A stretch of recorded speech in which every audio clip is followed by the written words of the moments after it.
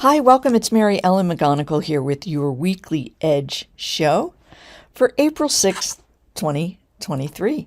Let's take a look at what we're going to be covering here today. We are, as usual, going to see where the markets closed for the week. A little bit of a bumpy ride as we head into this long weekend. So we'll look at that. And then also beyond, there is a little bit in the way of sector rotation, a little jostling that's taking place beneath the markets that you will want to be aware of. I'll share that with you. And then also some of the more relevant and impactful headline news that drove price action this week. And then last up, viewer question of the week. And it's all about how you can take advantage of this move into some of these more defensive areas. I'll share some ideas there. So let's take a look at some of those news that drove price action this week. First up, earlier in the week, we did get news that job openings fell to a 20-month low, and this is pointing toward other data this week that shows an economy that is weakening. We also saw private sector jobs pulled back. That's another area certainly relating to employment, which is very important as it relates to reduced employment, often points to reduced spending, which helps lower inflation. Also, we did receive ISM data, and it showed a slowdown on the service side of the U.S. economy. And this is a big part of the U.S. economy, another signal that there is slowdown taking place. Weekly jobless claims increased. That came out today on Thursday. Another nugget or piece of information that is pointing to employment being reduced and generally good for inflation news, but we did see a little bit of a shift in strength versus weakness among the various sectors and industry groups, so I will share that with you.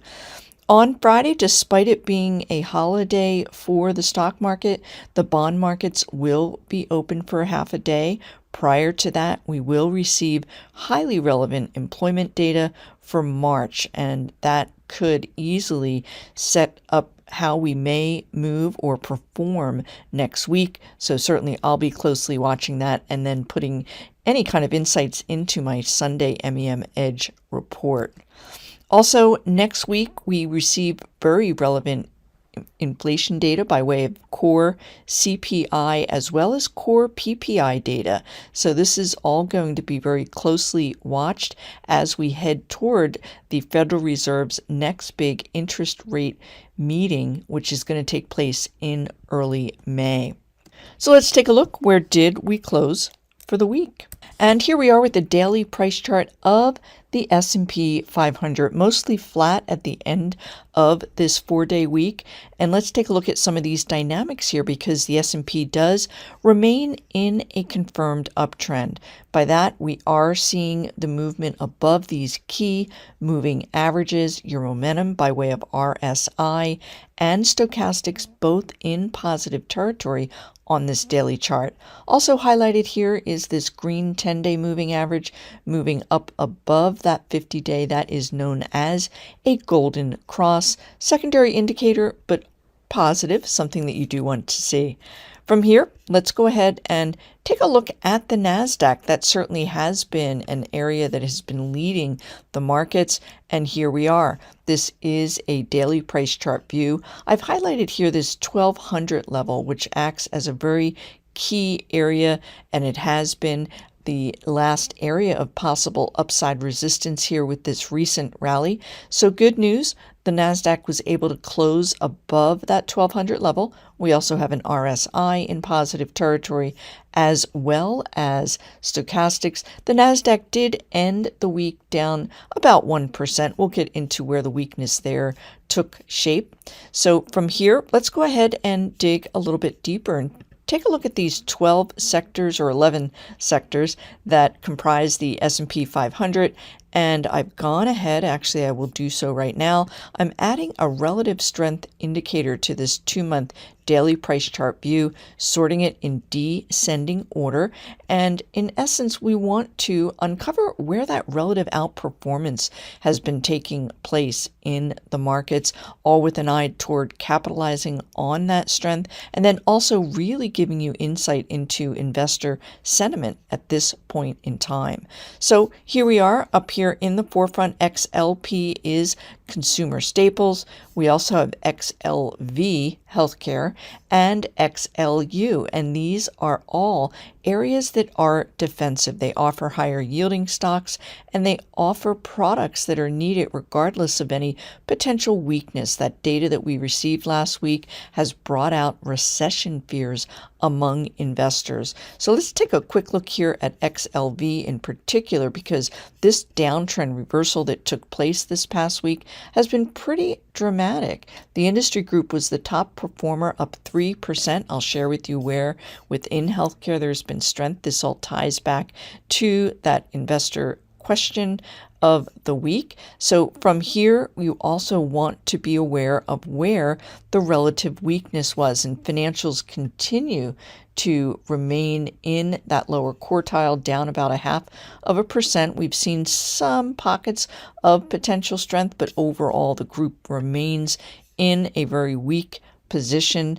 Another area that faltered last week after having a nice time, after experiencing a nice return the prior week, and this is XLI, the industrial sector. And you can see that nice reversal that it had taken shape before this week's sharp 3.4% pullback.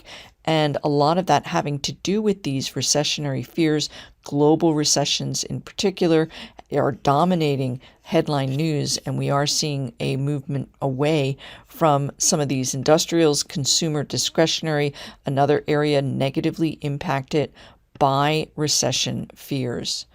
So from here, let's go ahead and take a look beyond the ETFs for sectors. And what I have here are highly relevant ETFs that are really helpful in helping you, again, get a sense of where that strength is relative to the weakness. 2-month daily price chart view, strength to weakness, and take a look. Gold was up almost 2% for the week, most notably known as a safe haven investment, certainly during this uncertain period. But also, we did see interest rates decline this week as well. And during recessionary periods, you will see gold fare well and interest rates decline. So again, it's all about those recession fears that led price action last week. We did see a big jump in Brent crude pricing. This is due to production cuts that were taking shape last weekend. We did see a gap up, but for the most part, energy stocks from my work are not in a positive position to continue to trade higher. And then from here, I talked about healthcare faring well. IHI is the healthcare medical devices ETF. Nice uptrend taking shape here, positive momentum. That's one area within healthcare that fared well.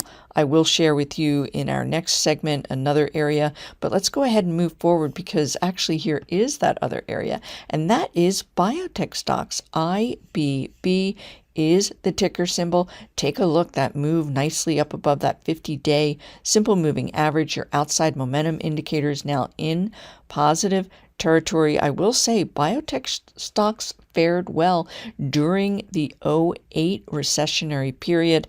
Everything to do with the underlying stocks, that companies that are providing services that are needed despite any slowdown in the economy, particularly those that are innovative. And then from here, I did want to share with you a view of retail. It was on track last week. This is XRT, the S&P Retail ETF. Nice potential downtrend reversal, pulling back again. Fears of a contraction in the economy, reduced spending among consumers did hit that particular area. Another area in technology. Now, the technology sector was down a little bit more than the NASDAQ, certainly more than the S&P. And here is one of the reasons. This is the semiconductor ETF, SOXX, and it was down almost 5% for the week, and we can see it is finding support here at that 50-day. However, our momentum is potentially shifting downwards. So this is certainly, from my work, going to be very closely watched, because semiconductors had been clear-cut outperformers before this more recent weakness. News from Google may be driving that. This is something else I'll be talking about in my weekly report as it relates to profiling and having a good idea of how these stocks may perform going forward. Last up from here, we can take a look at bank stocks. KRE is the regional banking ETF, down almost 3%. So much damage done here. It will take time to get these bank stocks into any kind of an uptrend. Take a look at ways that you could potentially participate in that move into healthcare stocks. So from here, I'm sharing with you an ETF, and this is the Van Eck Vectors Pharmaceutical ETF, and it is certainly one of the more vibrant ones. I am going to share with you several of the top holdings in this ETF that are really pushing this to new heights.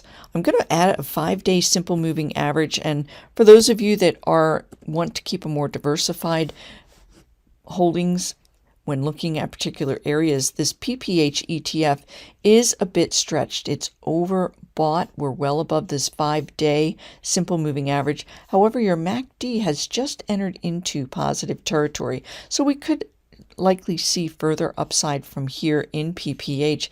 But let's take a look at several of the top heaviest weightings in this ETF.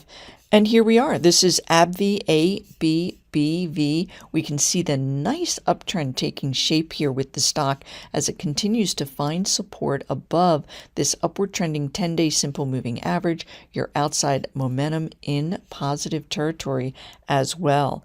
And a foreign pharmaceutical stock that's second in the holdings list as it relates to the weighting in that PPH is AstraZeneca, AZN. Another one in a nice uptrend, experienced a gap up even further. So a little bit stretched. It is overbought, but of note is the fact that this stock can remain overbought and still head higher beyond that. One other thing, I can add a full quote here so that we can also get a feel for any yields many of these healthcare names offer. AZN does have a nice 2% yield. Let's take a look at another large U.S. pharmaceutical name, Bristol Myers, 3.1% yielder. Not quite ready for prime time from my work. We do have positive momentum, that RSI above 50, MACD above 0. However, you are going to want to pay attention at this stock to see if it's able to break above this 200-day simple moving average, which could be that next area of potential upside resistance. Last up, we'll take a look at Merck, MRK, certainly a well-known pharmaceutical stock, and you can see that it broke out of a base at that 114 level earlier on Thursday, however was unable to retain that. But very nice momentum with that RSI above 50 trending higher and that MACD just entering into positive territory. That's it for today. Everyone have a great weekend. I'll look for you again here next week. Hey, Mary Ellen here with Simpler Trading. Thanks for watching the video. If you liked what you saw, go ahead and hit that like button and leave comments below. And if you'd like to be notified to future videos, you can hit that bell icon and subscribe. Don't leave without subscribing to my MEM Edge bi-weekly report. I do have a special trial offer. And for those who'd like to learn about trading live with us, you can go ahead to simplertrading.com to learn more.